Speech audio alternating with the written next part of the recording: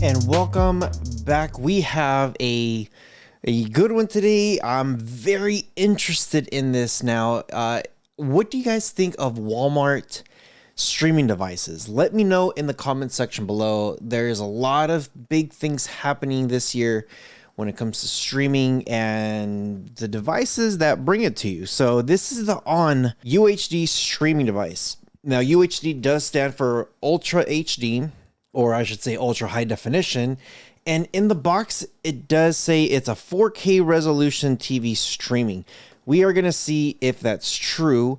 As you guys know, their stick, their whatever Walmart on stick, it is marked as a 2K device, but my capture card didn't even read it at a 1080p. It was reading it down to 720, which is scary. It is very, very scary. Now, the one thing I do have to say is when it comes to false advertisement and you see stuff like this, it gets under your skin a little bit. So I was not a fan of that stick. Now, let me know what you guys think. Everybody keeps saying the Walmart stick was horrible, but this one is supposed to be much, much better. So we're going to go ahead and open this, and it's very unique just looking at how this thing, just opening it up. So here it is. I literally just pulled it out like this. And the first thing I notice here is this side box. You do have some batteries, and these batteries are called GP Extreme Heavy Duty. That's very interesting. Never heard of that brand.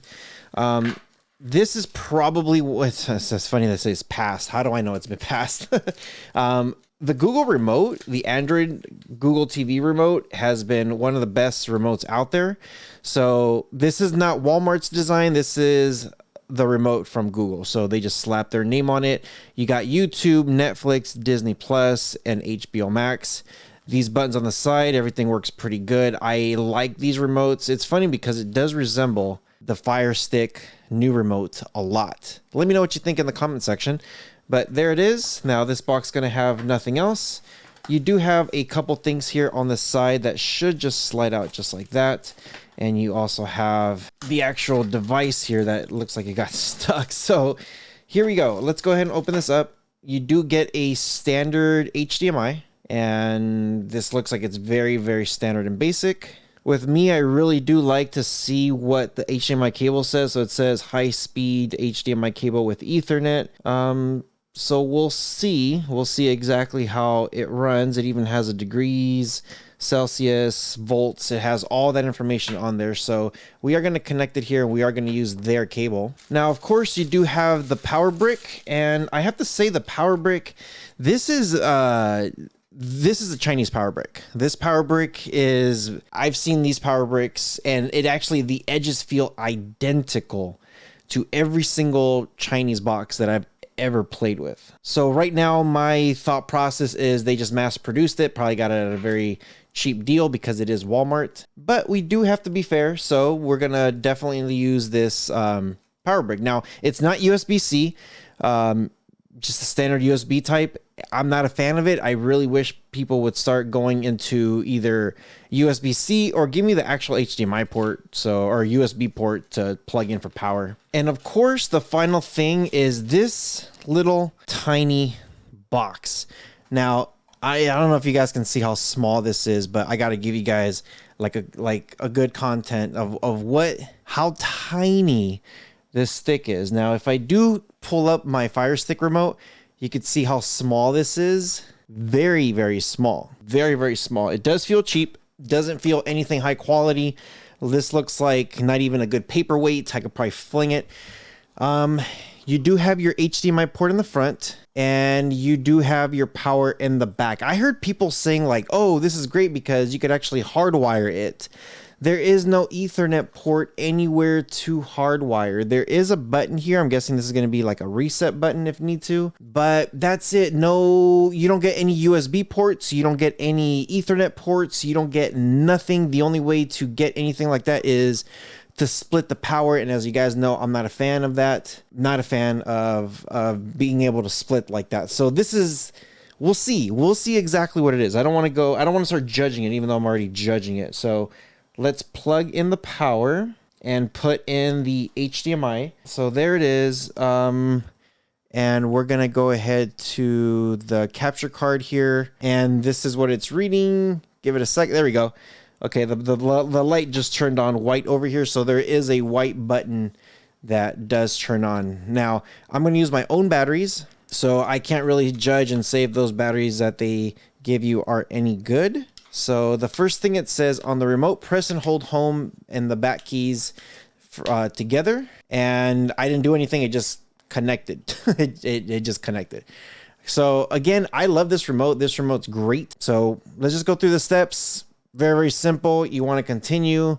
You want to follow the on-screen instructions. You can go on your Android phone, open the pre-installed app Google, try or say, okay, Google set up device. So it should be simple. Now, if you guys are wondering, with your phone, on your Android phone, it does seem like this is how you're going to have to do it. So you have to get your phone, go to the Google app, and you're going to get a little pop-up. And it just, there's this little thing says, so a little mic. So you just click on the mic. Okay, Google, set up my device. So there you go.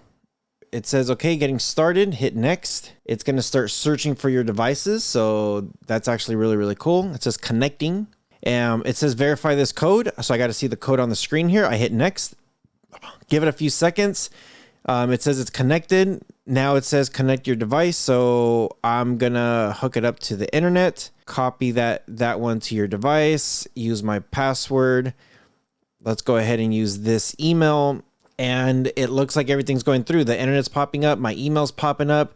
I hit close and now I get success. Very simple. I absolutely love that. The stick was not like this at all, but that setup process was very simple and very fast. There's a soundtrack apparently to this thing. So now you're going to get something like this. It just says, get ready for the next generation.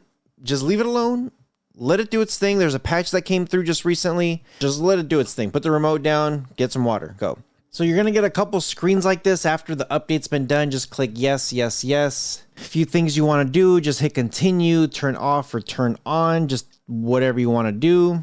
And it's cool that it kind of it doesn't preload, but it tells you like, hey, if you want some of these extra apps, go for it.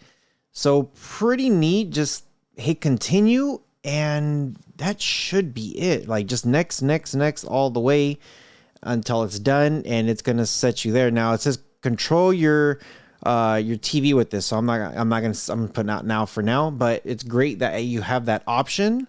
So far, everything on this thing has been really smooth. Now, the one thing I do have to say is if you do point anywhere on the screen here, I'm literally the device is over there, and I know some people sometimes don't point directly to the device, but it looks like I'm underneath the desk here and pointing in all kinds of oddball directions, and for the most part it picks it up pretty good.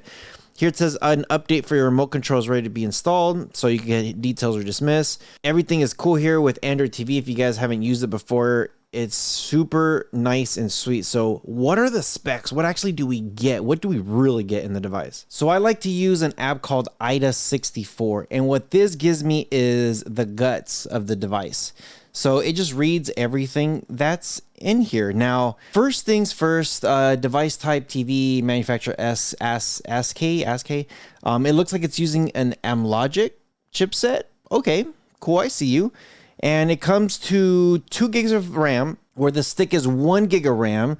And when it comes to internal storage, you're left with about 3.5 gigs of internal storage.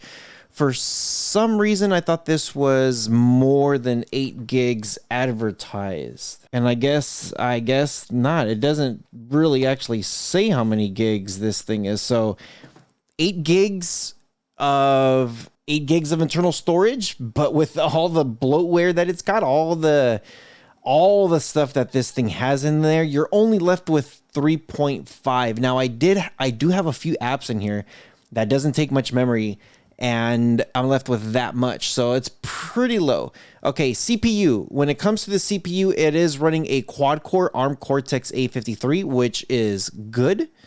853 is great. When I see little devices like this, I kind of want to see that. 853 again is great. I like 855, 857 if you're giving me a box, even if it's a tiny one. The display is reading a 1920 by 1080. Okay.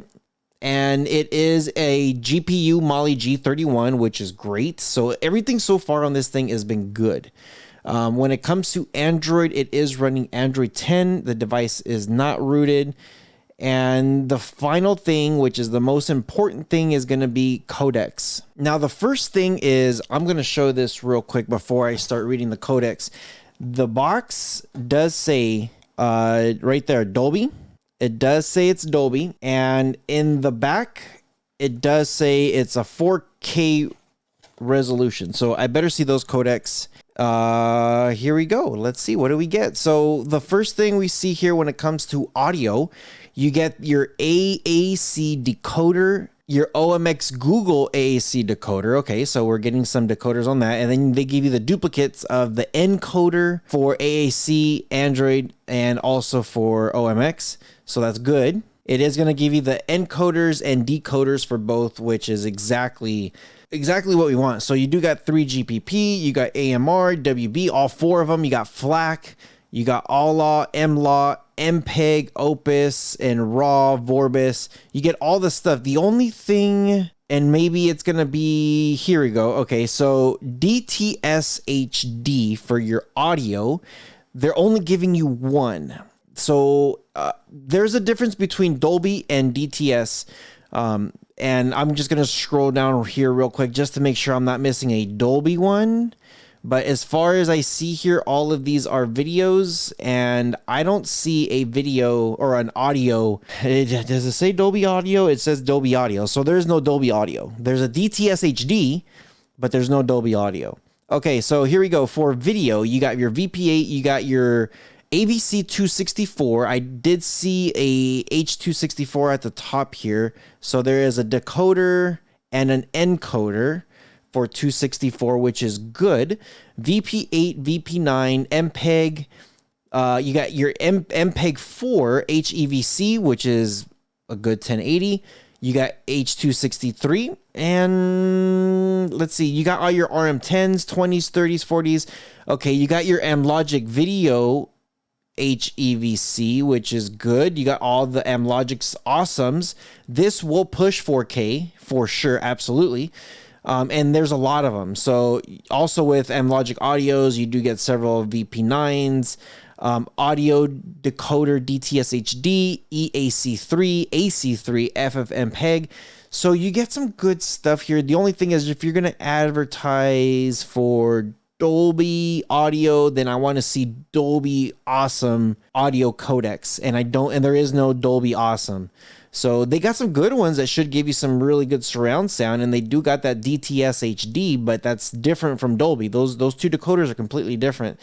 So not bad. It gives you the decoders for or your codecs. It does give you the codecs for your 4K. There is some that are missing. It does give you all the Amlogic awesomes. It's not bad. It's not bad. So far, everything here looks like it's going to perform great. So I'm actually excited to see that this thing's going to be a little bit better. I know it's definitely cheap. It's like with that Fire Stick Lite price range. So when I compare the two devices, that's pretty much what I'm looking for. Can it do it? Can it push it? And is it going to be smooth? Stay tuned. We're going to have another video coming up shortly on some of the special features. Does this thing work? Is it great? Is it a go? Is it a no-go?